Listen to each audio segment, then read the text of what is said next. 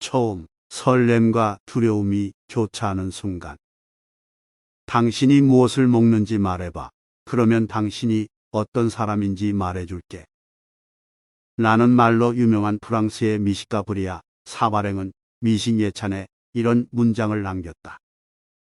짐승은 모기를 삼키고 인간은 음식을 먹는다.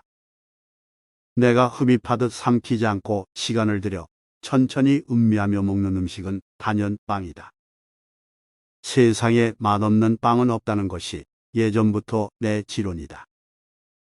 참새가 방앗간을 그냥 지나치지 않듯 거리를 걷다가 갓 구운 빵 냄새에 이끌리면 곧장 빵집으로 빨려 들어간다. 자주 가는 빵집은 영등포 타임스퀘어 1층에 있는 5월의 종이다.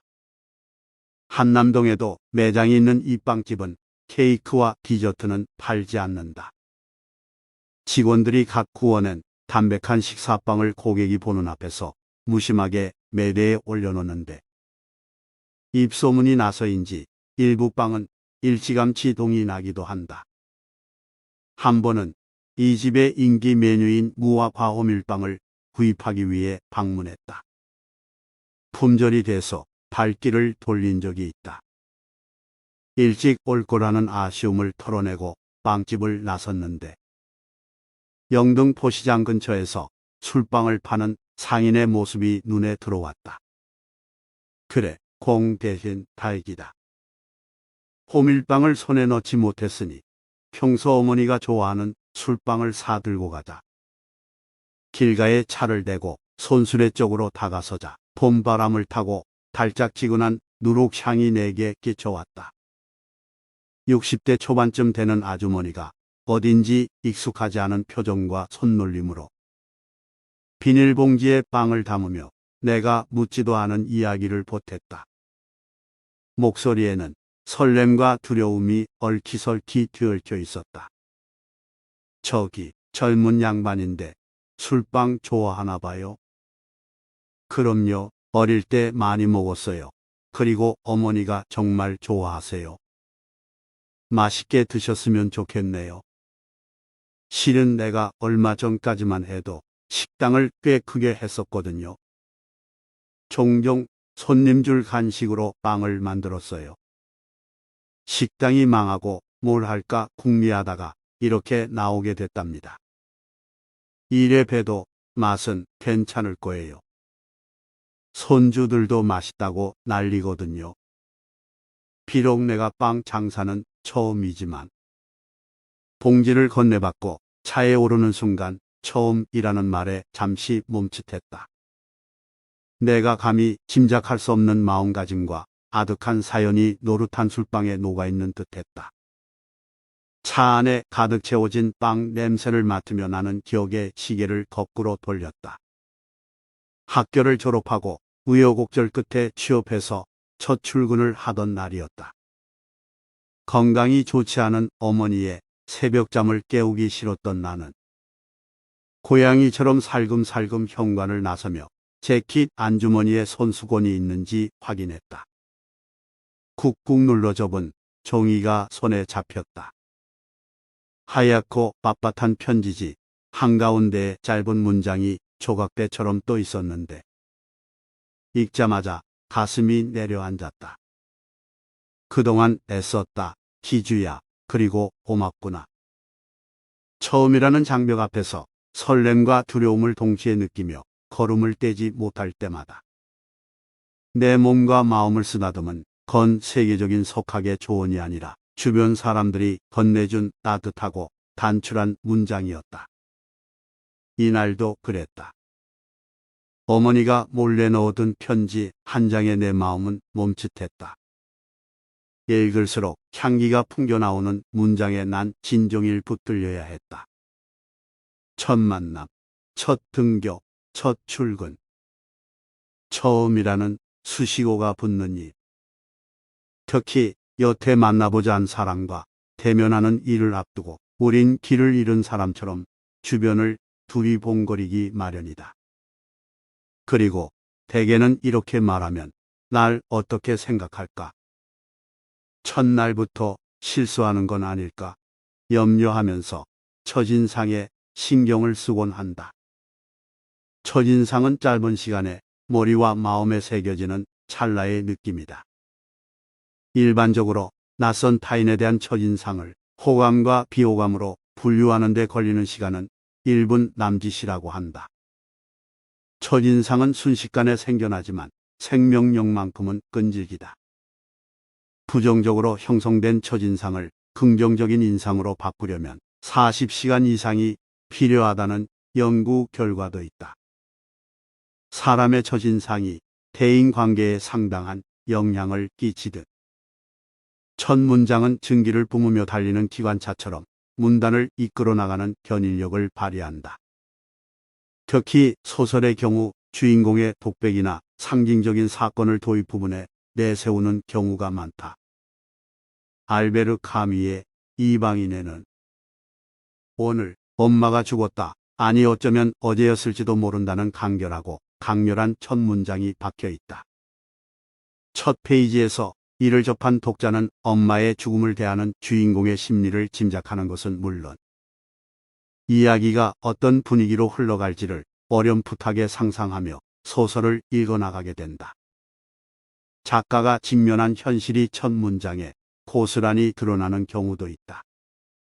어니스트 해밍웨이는 노인과 바다의 도입 부분에 200번 넘게 수정한 문장을 깃발처럼 꽂고 영토를 확장하듯 이야기를 펼쳐나간다. 그는 멕시코 만류에서 작은 배를 타고 혼자 고기를 잡는 노인이며 84일이 지나도록 한 마리도 낚지 못했다. 소설의 주인공 산티아고는 80일 넘게 고기를 잡지 못한 어부다. 패배에 익숙해질 만도 하건만 여전히 그는 작은 배에 몸을 싣고 노를 저어 바다로 향한다. 산티아고의 처지와 이 책을 집필하던 시기에 해밍웨이가 직면한 상황은 꽤 유사하다. 무기여 잘 있거라 누구를 위하여 종은 울리나 등으로 세계적 작가가 된 해밍웨이는 1950년에 강 건너 숲속으로 라는 책을 출간했으나 이렇다 할 반향을 일으키지 못했다. 이제 해밍웨이는 끝났다는 가혹한 비평에 시달리던 그는 자신의 어깨를 짓누르는 부담감에서 벗어나기 위해 펜을 내려놓는 대신 글쓰기라는 자신의 바다로 돌아오는 선택을 했다. 마치 망망대해에서 홀로 낚싯줄을 들이우는 산티아고처럼 해밍웨이는 1952년 슬럼프와 세간의 혹평을 밀쳐내고 노인과 바다를 내놓았다. 해밍웨이뿐 아니라 모든 작가는 독자의 가슴에 가닿는 도입부를 쓰기 위해 펜촉을 겨냥한다.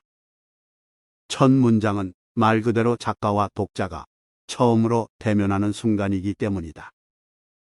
다만 머리와 마음에 떠다니는 생각과 감정을 낚아서 언어의 형태로 전환하고 그것을 적절한 위치에 배치하기란 쉽지 않은 일이다.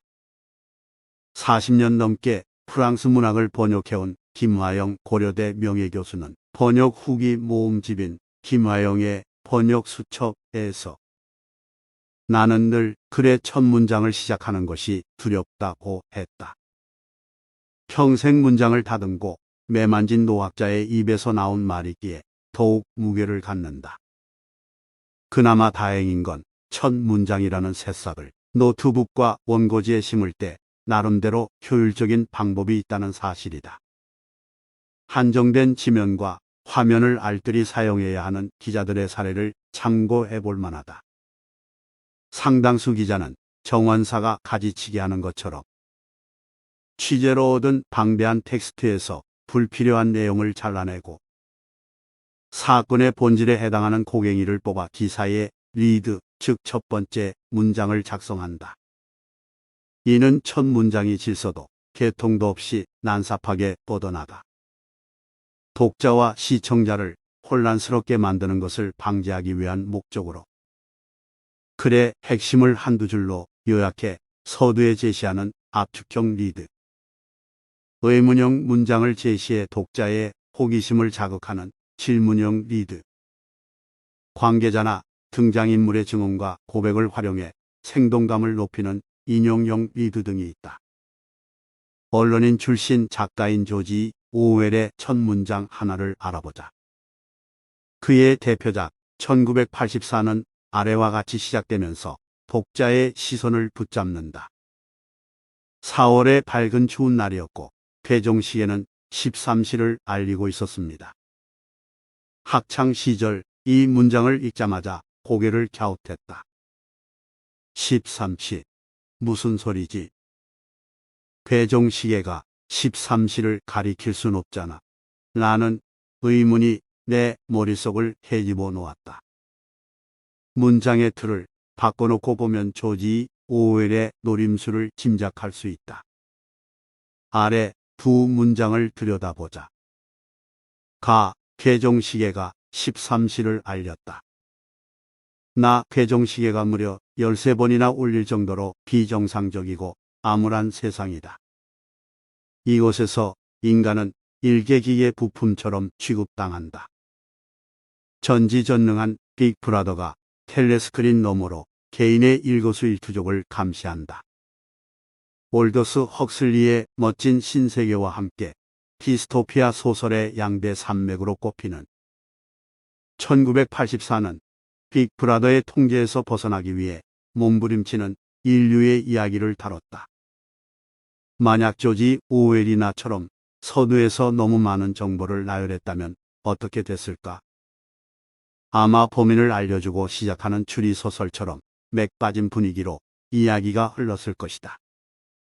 다행히 조지 오웰은 독자에게 과잉 친절을 베풀지 않았다. 이렇게 생각해라, 저렇게 느껴라 강요하지도 않았다.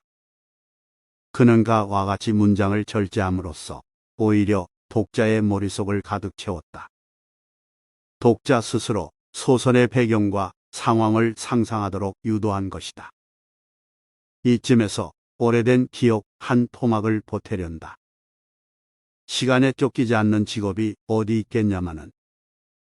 한때 취재기자로 일하던 시절 다양한 부처를 출입하며 분주한 나날을 보내야 했다. 오전에 삼각지에 있는 국방부로 출근해 속보를 작성하고 점심을 거른 채 통일부 기자실로 넘어간 날이었다. 그날따라 온갖 업무가 내게 떠밀려왔다. 막막한 상황이었다. 막막하다고 할 때 막의 한자가 사막막이기 때문일까? 자결하는 태양 아래 짐을 지고 황량한 사막을 걸어가는 낙타가 된 기분이었다. 깨깍제깍. 마감 시간이 목을 죄어올수록 머릿속이 하얗게 변해갔다. 도대체 어떤 문장으로 시작해야 하지?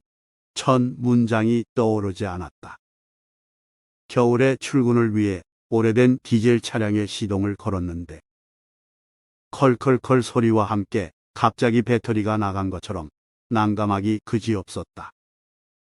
나도 모르게 노트북에 고개를 쳐박고 땅이 꺼지도록 한숨을 토해냈다. 그러자 한 선배가 캔커피에 너그러운 미소를 얹어서 건네며 말했다.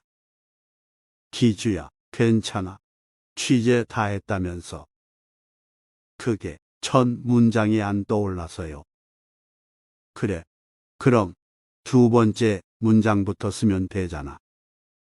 기운 없을 땐 억지로 힘내지 마. 가끔 힘 빼도 괜찮아. 이 농담 같기도 하고 진담 같기도 한 당부가 어찌나 크게 다가오던지. 순간 힘 빼라는 짧은 문장이 날 살포시 안아주는 것 같았다. 국경과 시대를 초월해서 독자의 마음을 건드리는 훌륭한 리드까지는 아니더라도 꽤 인상 깊은 리드를 쓰겠다고 몸부림을 치는 과정에서 벌겋게 달아오른 신열이 그 한마디에 쑥 내려가는 듯했다. 덕분에 난 첫 문장에 대한 부담감을 잠시 내려놓고 기사를 마무리할 수 있었다. 살다 보면 몸과 마음에 그림자처럼 달라붙어 우리를 놓아주지 않는 두려움이 있다. 키보드에 손을 얹고 살아가는 사람들이 느끼는 첫 문장에 대한 근심과 공포도 마찬가지일 것이다. 완벽하게 벗겨낼 수 없는 두려움이라면 가슴 깊은 곳에 구겨 넣어서 그것이 함부로 고개를 들지 못하도록 조련을 해보는 건 어떨까 하는 생각도 든다. 첫 문장에 대한 두려움은 있는 힘을 다해 싸우거나 극복해야 하는 대상이 아니라 그저 적당히 품고 지내야 하는 건지도 모른다. 글쓰기의 일부로 여기면서 말이다.